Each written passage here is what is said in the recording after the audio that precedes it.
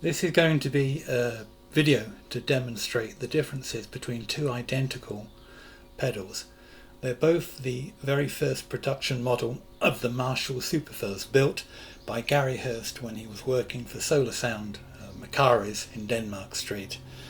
Effectively, they are identical to the Mk2 Tonebender, only instead of being powered by germanium Mullard transistors, these both run a triplet of Impex SC1T germanium metal can transistors. They were both built in 1966, and they're very, very nice. They precede the alterations that Gary made when he introduced the gain limitation to make the sound that little bit more distinctive. They're both built in the first body style, which was taken from an Olivetti desk mechanical calculating machine that Gary found while he was in Italy. I'm going to be playing blackface Strat, 50s affair, for a nice little National Valtram amplifier that runs a pair of 6973 tubes, as favoured by the early Jimmy Page. Valco amplifiers. National, of course, is was the top brand, if you like, the deluxe version of the Valco amplifiers. Because the amplifier lacks much in the way of onboard effects, it certainly hasn't got reverb, I'll be using a little dash of delay from Boss DM3 reverb. Well, it's a delay. The DM3 is a cracking little pedal. It's a little bit warmer than the DM2, and it has various options you don't find on the DM2, but most importantly of all, it doesn't warp out on you and go into meltdown. So, this is my clean sound without any reverb.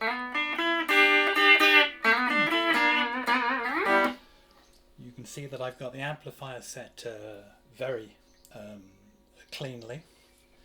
I'll put some reverb in, or delay. And now we'll just run quickly through the pedals. Forgive my playing.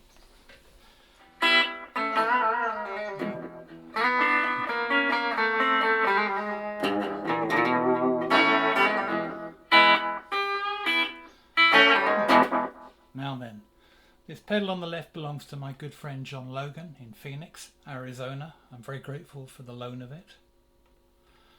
I'll start off with the filter to minimum. The filter was actually a residue from an earlier prototype version where they had a fixed gain and the filter was a tone knob. In all subsequent Marshall Supafuzzes, the filter became the gain control. So I'll start with the gain at minimum and the volume relatively low and work my way through the settings on this first pedal.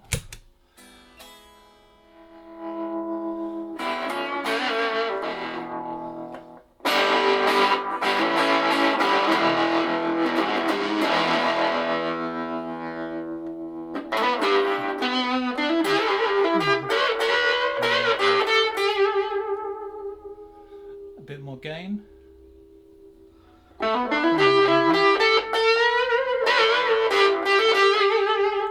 And we'll take it all the way.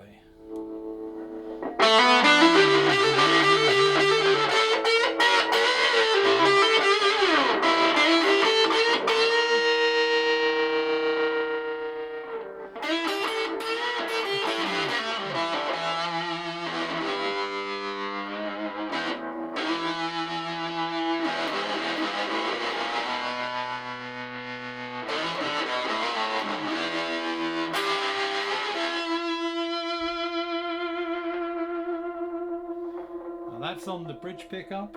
We'll go on to the bass pickup.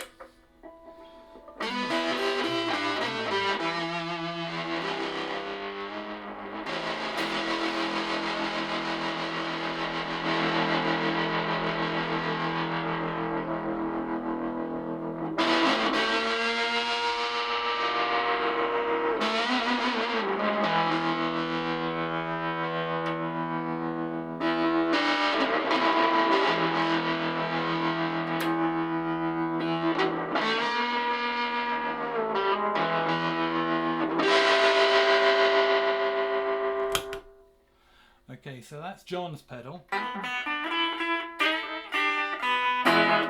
This is my pedal, and we'll try and do the same thing. So we'll start the volume fairly low, and the filter, the gain, all the way back to 0.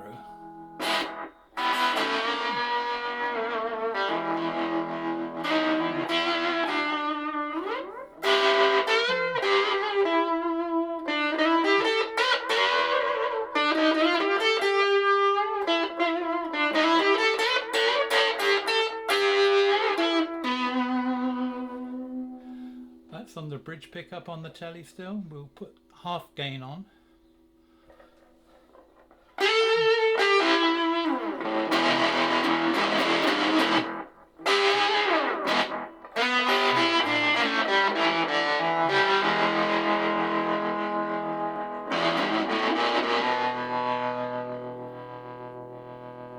We'll move into the neck position.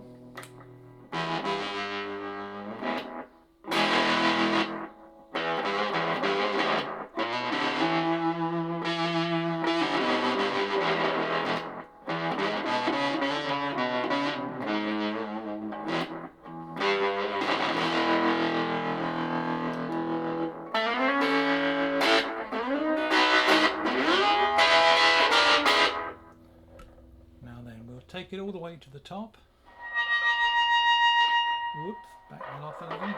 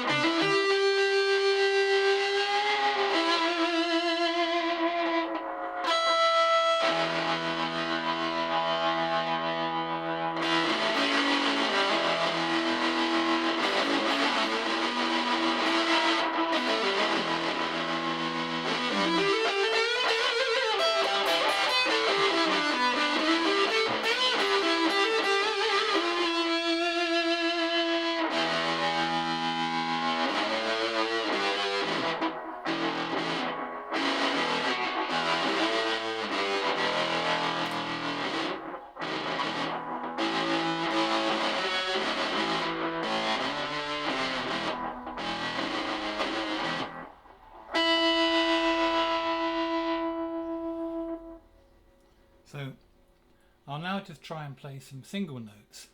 You'll have to forgive my picking, and I'll try and demonstrate carefully the difference. I think it's just a matter of a little bit of saturation. I think John's pedal on the left here is a little smoother than mine. Mine's a little bit more inclined to go crazy when you overdrive it. So we'll come back to clean.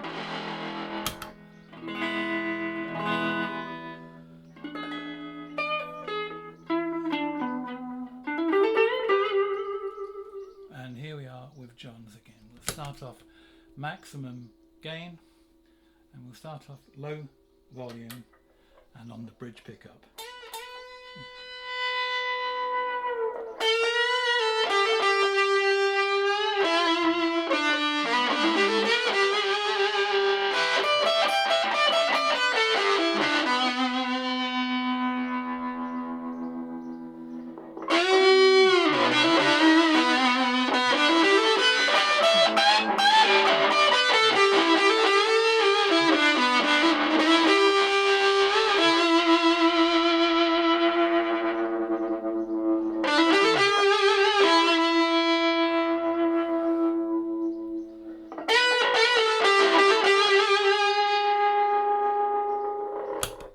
You'll see I was trying to push it right over the edge there. The volume is set exactly the same on the guitar and on the amp. Now I'll do a comparison on my example, which is just that little bit hotter, like I say.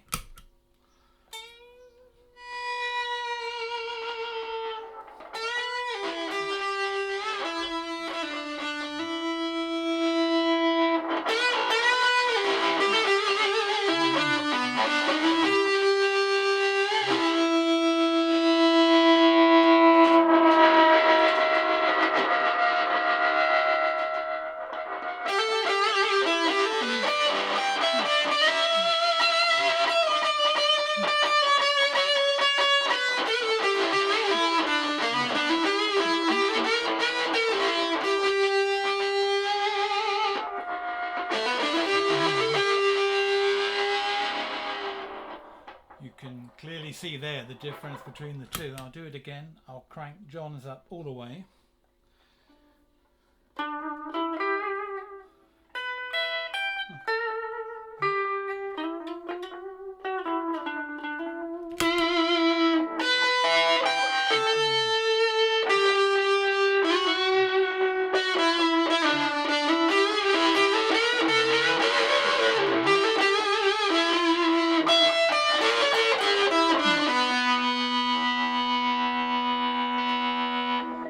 This is the two pickups.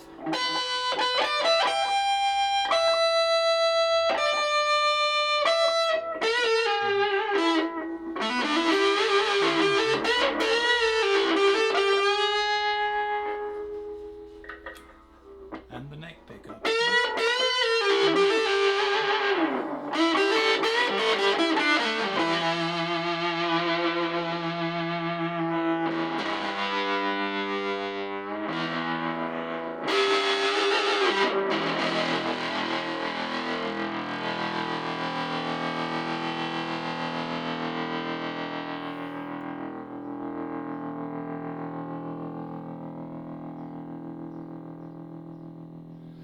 Okay, I think you'd agree with me that John's pedal on the left here has got a really nice decay.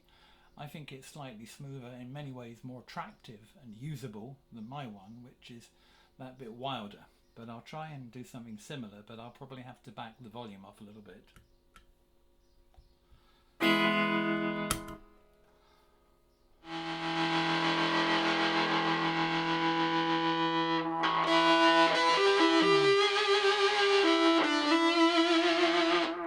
That's the neck pickup.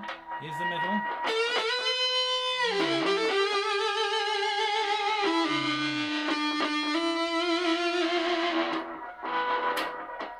And here's the bridge.